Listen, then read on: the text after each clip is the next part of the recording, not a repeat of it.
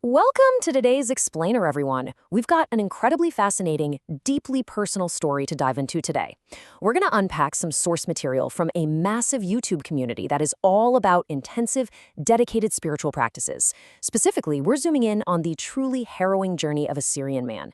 This is a guy who is battling severe, absolutely crippling mental health struggles, and we're going to look at how he used a very rigorous spiritual regimen to finally find relief. I mean, imagine your mind being completely locked down, facing a darkness so overwhelming that it just paralyzes your day-to-day life. That's what he was up against. Yet, through sheer persistence and a very specific ancient methodology, he managed to engineer a massive personal breakthrough. So buckle up, because this is a profound story of resilience, community, and how people navigate the absolute darkest corners of their own minds. So it brings up this huge, high-stakes question.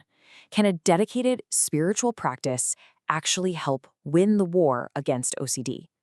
We're exploring that intense intersection between faith, relentless consistency, and severe mental burdens. How exactly does someone use an ancient religious practice to fight a modern, incredibly complex psychological disorder? It's the kind of question that really challenges how we conventionally think about feeling. To understand how the Syrian man ultimately fought his way out of the dark, we really need to look at the platform where his story, along with thousands of others, is being shared and validated every single day. Section 1. A Channel of Hope. 468,000 subscribers. I want you to just let that number sink in for a second, because that scale is absolutely crucial. It proves right out of the gate that we are not looking at some small, isolated niche here.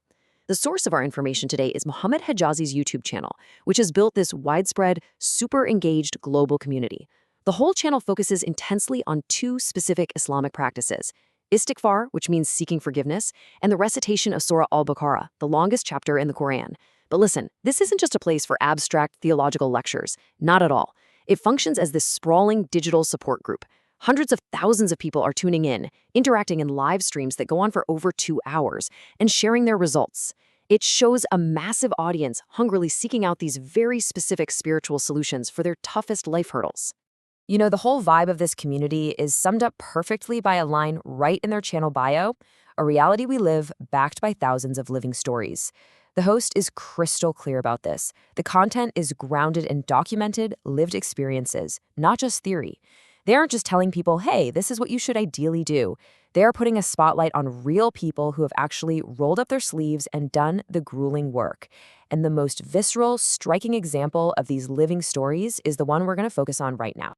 Moving on to Section 2, the battle with OCD. Out of all the testimonies on this channel, there's a recent 35-minute video that really stands out from the rest. It features a Syrian man laying bare his brutal battle with obsessive-compulsive disorder and how he eventually found healing. Now, in the source material, his OCD is called by its Arabic term, al-waswas al-qahri. And within the context of his story, this isn't just tossed around as a standard clinical diagnosis. He describes it as a relentless internal war. He talks about immense psychological tension and severe mental blockages. Just imagine waking up every single day feeling like your mind is under a literal siege. He was paralyzed by these looping, intrusive thoughts that just drained all his physical energy and totally derailed his ability to function.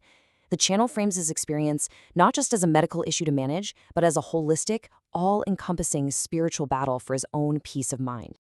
As you can see, we're looking at a journey of massive contrasts here. On one side, you have his starting point, a heavy, suffocating war with OCD, an immense mental burden, and what the source describes as demonic attacks, a really powerful way to express his profound internal distress. But then, on the flip side, you have the destination: extraordinary breakthroughs, a profound sense of unshakable peace, and previously closed doors finally flying open. It's an incredible transformation, for sure, but it begs the question: how exactly did he cross over from that paralyzing state of warfare to a state of total liberation? Which brings us to Section 3, the power of Istighfar. So the channel actually provides very specific, actionable advice for anyone wanting to start this practice, and it requires an immense amount of focus and unwavering dedication. Step 1 is to commit deeply to Istighfar. We aren't just talking about saying a word casually once or twice a day. It's presented as entering this constant, unbroken state of seeking forgiveness. Step 2 is where it gets super fascinating from a psychological standpoint. The channel tells beginners to focus on actively memorizing Surah al-Baqarah rather than just passively reading it. And why is that? Well, think about it. Memorizing forces intense cognitive engagement. By making your brain actively memorize complex verses, you're creating a massive mental diversion. It effectively short-circuits those looping, intrusive thoughts that are so characteristic of OCD. You are intentionally funneling all your mental energy into a highly structured, demanding task. 30,000.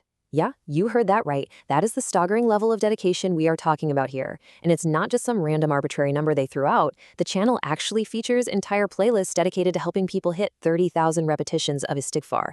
Just pause and think about the sheer volume of time, the stamina, and the absolute hyperfocus that requires from one person. It's a completely immersive practice meant to occupy your mental space from the second you wake up to the moment your head hits the pillow. By completely flooding the mind with this repetition, it leaves absolutely zero room for the crippling anxiety of OCD to take root. All right, let's jump into Section 4, Breakthroughs and Miracles. According to the source material, applying this massive, unrelentless level of dedication yields equally massive results. In his testimony, the Syrian man detailed comprehensive victories across the board. He reported a complete end to the severe mental distress and those feelings of being under demonic attack. He found profound, lasting relief from his OCD symptoms. But here's the really wild part. It didn't just bring him back to a baseline of normal. The source vividly describes these immense spiritual openings, which the community refers to as futuh. For this man, futuh meant the literal unlocking of life paths that had been completely deadlocked for years. It meant finding unexpected success, resolving family or financial hurdles that seemed totally impossible, and just experiencing an unprecedented sense of forward momentum in every single aspect of his life. And that leads us to Section 5, a community of stories.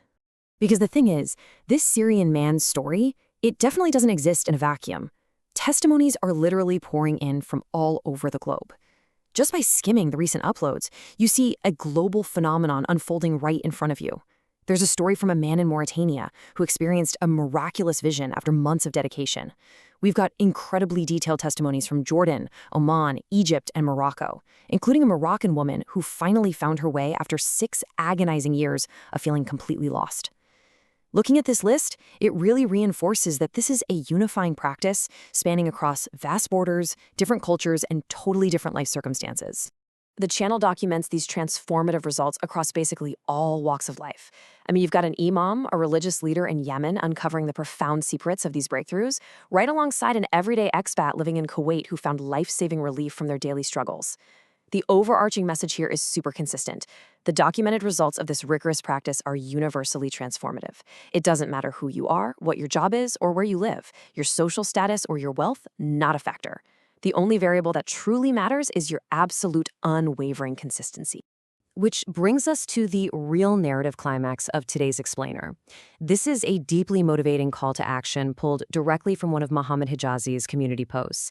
In Arabic, it reads, Shamiru wala tatarahu, which roughly translates to, roll up your sleeves and do not slacken.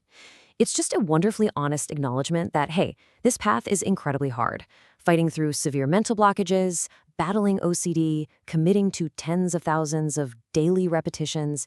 It is grueling work, but the core belief of this entire community is that this extreme effort is the exact price of the breakthrough. You literally have to roll up your sleeves and do the work. So I want to end today's explainer with a question for you, directly inspired by the thousands of incredible testimonies we've looked at today.